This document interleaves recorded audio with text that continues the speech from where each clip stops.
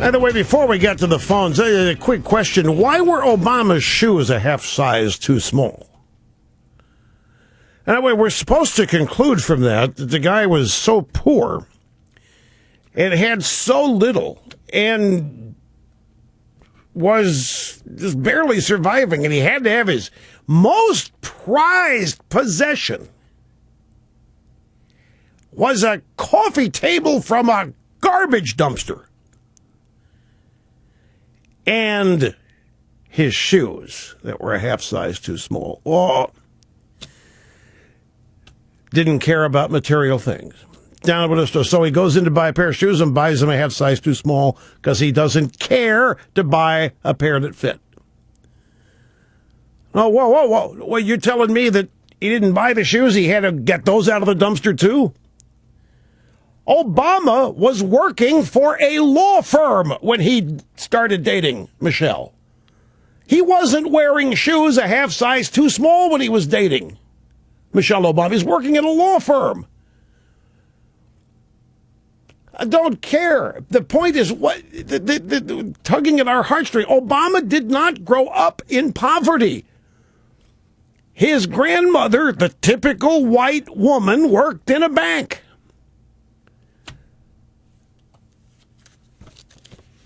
Don't give me this down with the struggle business. He wasn't down with the struggle. That's the whole point. If you go back to 2008, the Democrats were wringing their hands because he wasn't authentically black. That's the reason the Reverend Sharp had a problem with him, and they wrote the column in the LA Times of the Magic Negro. He wasn't down with the struggle. He doesn't have slave blood. You know all that. You're the official Obama criticizer. What are you telling me? That's my point. They revised the story. It's a new campaign. It's time for a new story. Obama was raised by a banker. Obama went to the top private school in Hawaii. It had swimming pools, tennis courts. It had photo studios. They both attended elite schools. Michelle went to Whitney Young. Whitney Young was a public magnet school for Chicago's upper class. That's where Michelle went to school. Barack went to Punahou, which is the private prep school for the top strata of Hawaii society. And then they were both accepted to Ivy League schools despite having less than stellar credentials. You might say that they were affirmative action admissions. But they didn't come from poverty. So why is he wearing shoes a half size too small? Does he not like to cut his toenails? What is the explanation? See, these are the things that I ask myself when I listen to this stuff.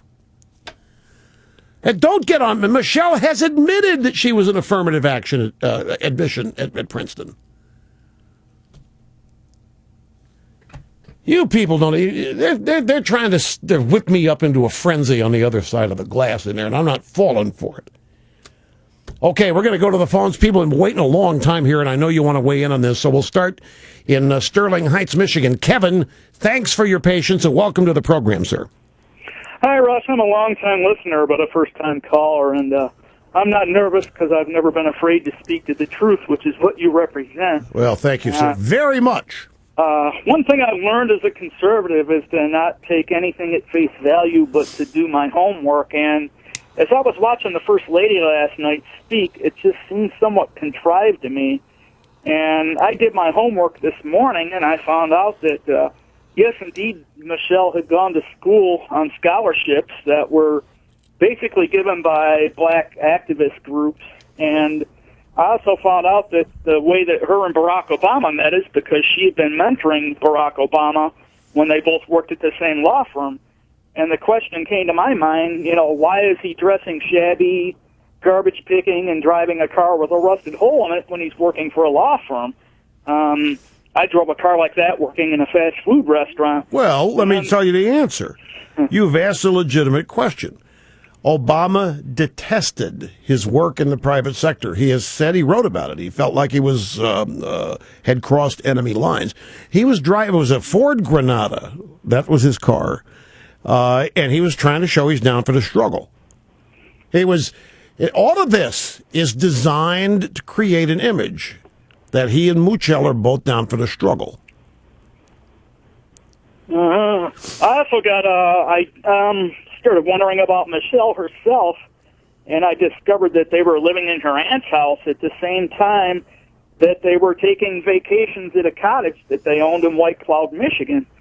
And Michelle's as old as I am. Now, she would have been of school age during the Jimmy Carter years, and I'll tell you what, my family couldn't afford a cottage anywhere when Jimmy Carter was president.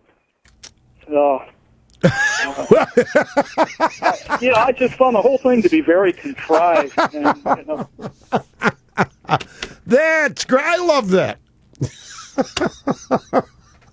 My family couldn't afford a cottage, a second house, and Jimmy Carter was president. Let me tell you, you're touching on some things here that happen to be true. Michelle nor Barack Obama ever had summer jobs. They did not work while they went to school. That's why, folks. The performance of that speech last night was incomparable. Maybe better than anything I've ever seen in the context of what it was for and the where it was given and what its purpose. The little things that I mean, that was on a teleprompter, but you'd never know it. It was really professionally unassailable. It was on prompter. That was on prompter, but you wouldn't know it. That's how good it was. But it was, I don't know, it just wasn't true. And she didn't believe any of it. That's not what she would say if there weren't any constraints. That's not what she would say if they were up 10 points in the polls. That's not what she would say if they said, Michelle, go out there, let her, whatever's bugging you, whatever, you just let her rip. That's not what she would say last night. She wouldn't get anywhere near what she said last night. And Obama himself, he went on vacation to Indonesia, Pakistan, India. He's written about the family going on month-long vacations to the national parks, flying over from Hawaii. And yet last night they tried to paint this picture of poverty, abject poverty. Not just poverty, but real abject, rusted out car doors and shoes that are half size too small. Kevin, I appreciate the call. This is Mary in Houston. You're next. Great to have you here on the EIB network. Hello. Hi, Rush. Thank you for taking my call. You bet. I, too, was impressed by Michelle's performance last night. It truly was flawless. And I agree with you that she did not mean those things and that much of what she said was actually diametrically opposed. But it was very manipulative, particularly the second part of the thing, and everybody was caught up in it. And they would pan the crowd, and people were crying and very emotionally caught up in what she was saying. And I thought she kept going over and over again about how Barack cares, Barack cares, Barack cares. It was like a mantra. And then when she finished, I turned and said, now America has her own Eva Perón. Yeah? Do you know Eva Perón, the wife of Juan Perón, the dictator of Argentina? The one Evita was done about? That woman? She was the wife of the president of Argentina. And they made the movie Evita about her. And she came up from poverty, and she would work the crowds like that, and she would talk to the poor and say all they were doing for them and all the wonderful things they were bringing the country up, et cetera, and all the time dressed to the hilt in expensive clothes. Who would you rather be compared to, Eva Braun or Eva Perón? Well, I might rather be Eva Braun. to tell you the truth. I don't think she was as manipulative as Eva Peron. Well, we don't know. Back then, women weren't allowed to be as prominent. Yes. But But they did for them what the Obamas are doing for us. Right. They took Argentina from a first world country to a third world country, and it has not recovered. And ours won't either if we stay with Obama. All right. I appreciate the call, Mary. Thanks very much. You're welcome. You have a wonderful rest of the week.